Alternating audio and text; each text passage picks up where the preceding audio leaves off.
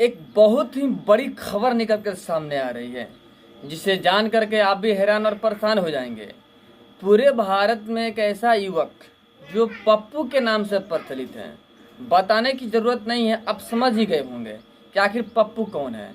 बच्चे से बूढ़े सभी उसे पप्पू के नाम से ही जाना करते हैं। एक सभा के दौरान उसकी बहन थी वहाँ पे, और भी लोग थे। सभा को संबोधित करते हुए जो फील्ड में लोग थे, जो समर्थक थे उनके द्वारा कहा गया, एक क्वेश्चन किया गया कि आप शादी कब करेंगे। तो उन्होंने माइक लिया और कहा कि अब बहुत जल्द कर लेंगे। सोचिए कौन है वो युवक जो भरी महफिल में दावा कर दिया कि अब हम शादी कर ही लेंगे। सोचिए, और वीडियो को अधिक से अधिक शेयर कर दीजिएगा। और अभी तक आपने हमारे चैनल को सब्सक्राइब नहीं किया है तो प्लीज़ लाल बटन दबा के चैनल को सब्सक्राइब कर लीजिएगा, लाइक कर दीजिएगा और बेल के आइकन को प्रेस जरूर कीजिएगा, ताकि टाइम टू टाइम न्यूज़ का अपडेट आप तक पहुंचता रहे। हाँ, जो पहले से ही हमारे दोस्त चैनल को सब्सक्राइब कर रखे हैं उनको दिल से धन्यवाद। चलिए वीडियो में आगे बढ़ते हैं फटाफट अंदाज में और बताने की कोशिश करते हैं। जैसे कि आपको पता है कि जो चुनावी माहौल है अपने चरम सीमा पे है। चौथा चरण का चुनाव हो चुका है। बीजेपी दावा कर रही है कि 270 सीटों पे हमारी विजय प्राप्त हो चुकी है।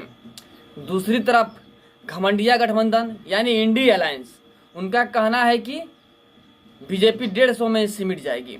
और अपने अपने मतलब सभी प्रचार में लगे हुए हैं, अपने अपने चुनाव के प्रचार में। जिसको जो मर्जी सो कहेगा, अपना अपना। देखिए, मैदान में जो भी उतरा हुआ है वो हारने के लिए नहीं आया है, एक दूसरे को हराने के लिए आया है। आज सबका सोच यही है कि हम जीतेंगे। चलिए, बहुत बढ़िया बात है भाई, लेकिन बात यह है कि पब्लिक किसे पसंद करती है। सब तो आए हैं जीतने ही के लिए, लेकिन पब्लिक जिताएगी जिसे, वही ना जीतेगा। अब पब्लिक के बीच में साख उसी का मजबूत होगा जो कहता और करता दोनों है। तो आप समझ सकते हैं कि कौन सी पार्टी कहती है और करती भी है, और जो नहीं कहती है ना वो डेफिनेटली कर देती है।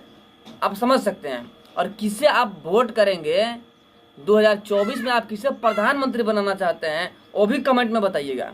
अब चलिए, आप बहुत इंतजार कर लिए, आखिर कौन वो शख्स है बता दें आपको हम। राहुल गांधी, सोनिया गांधी के बेटा राहुल गांधी, जो कि सपना संजो करके रखे हुए थे कि जब तक हम प्राइम मिनिस्टर बनेंगे नहीं तब तक शादी करेंगे नहीं, ऐसा हम अनुमान बता रहे हैं भाई। क्योंकि देखिए, पीएम नरेंद्र मोदी को देख रहे हैं वो ना कि भाई ये सिंगल हो गया तो प्रधानमंत्री बन गया, योगी आदित्यनाथ सिंगल हैं तो सीएम बन गए।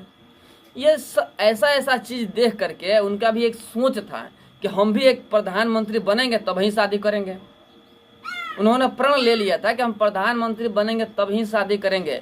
इस चक्कर में 52 साल के हो गए, दाढ़ी के सब पक गया, अभी तक तो शादी हुआ नहीं है। लेकिन सभा को संबोधित करते हुए कुछ समर्थक जो हैं उनसे बोल दिए कि आप शादी कब कीजिएगा। अंततः उन्होंने बोल ही दिया कि अब शादी कर लेंगे।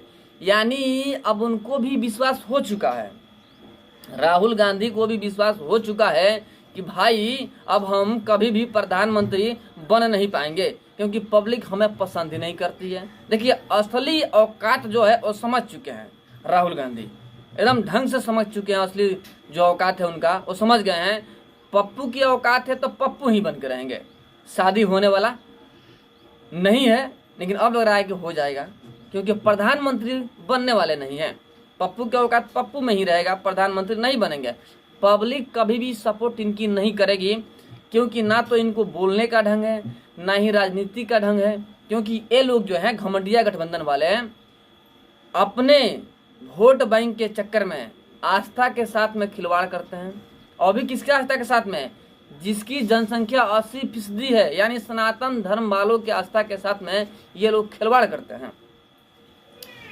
जो राम का नहीं वो किसी काम का नहीं। पब्लिक का भी यही कहानी है कि जो राम का नहीं है वो किसी काम का नहीं है। अगर आप राम का विरोध कीजिएगा, पब्लिक आपका विरोध करेगी। इंडी अलायंस वाले जितना है सभी वही हैं जो बीजेपी का विरोध करते करते सनातन का विरोध कर देते हैं। अरे भाई, बीजेपी का विरोध कीजिए ठीक है, लेकिन सनातन का विरोध कीजिएगा तब तो सनातनी आपको छोड़ेंगे नहीं और आपकी असली औकात दिखा देंगे। अब जो 24 का चुनाव है, चौथा चरण बीत चुका है, 5वां चरण शुरू होने वाला है। इसमें औकात तो पता चल ही जाएगा और ज़्यादा दिन इंतज़ार करने की भी आवश्यकता नहीं है। 4 जून आने ही वाला है और 4 जून को औकात पता चल जाएगा कि पप्पू की औकात पप्पू तक की है कि पीएम तक की है। आई एम श्योर कि तो अपोजिशन में बैठने के लायक भी नहीं रहेंगे घमंडिया गठबंधन वाले। अपोजिशन में बैठने के लायक नहीं रह पाएंगे। अब लिख करके रख लीजिए 110% कह रहे हैं ना, हम जो कहते हैं वो होता है भाई, लिख के दे रहे हैं। आप लिख के रख लीजिए कि घमंडिया गठबंधन वाले अपोजिशन में बैठने के लायक नहीं रहेंगे, क्योंकि पीएम नरेंद्र मोदी का एक ही मांग है कि अब की बार 400 पार, और 400 पार तो होना तय है, क्योंकि पीएम नरेंद्र मोदी का बोलबाला है। देखिए 14 के चुनाव में जब पीएम नरेंद्र मोदी जीत गए तो जब 19 का चुनाव हुआ तो लोग कह रहे थे कि अब तो पीएम नरेंद्र मोदी गए, बहुत कम सीट आने वाला है। फिर भी क्या हुआ, 300 से पार कर गए। इस बार भी लोग वही कह रहे हैं कि अब तो नरेंद्र मोदी गए, 150 भी पार नहीं करेगा, लेकिन वाकई 420 नंबर आने वाला है, सॉरी 422 नंबर आएगा भाजपा को। मतलब कि प्रचंड जीत के साथ में भाजपा अपनी सरकार बनाएगी एक बार और आपको बता दें कि अब की बारी हिंदू राष्ट्र पे कार्य होगा, हिंदू राष्ट्र बनेगा भारत। इतना क्लियर है कि 29 से 35 तक के बीच में भारत हिंदू राष्ट्र घोषित हो जाएगा। और आपको बता दें कि अभी कम से कम 10 साल तो बीजेपी रहेगी ही रहेगी।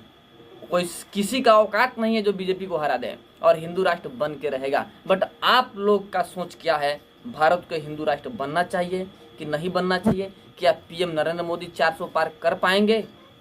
कमेंट में जरूर बताइएगा। और पप्पू के बारे में क्या सोचते हैं वो भी बताइएगा।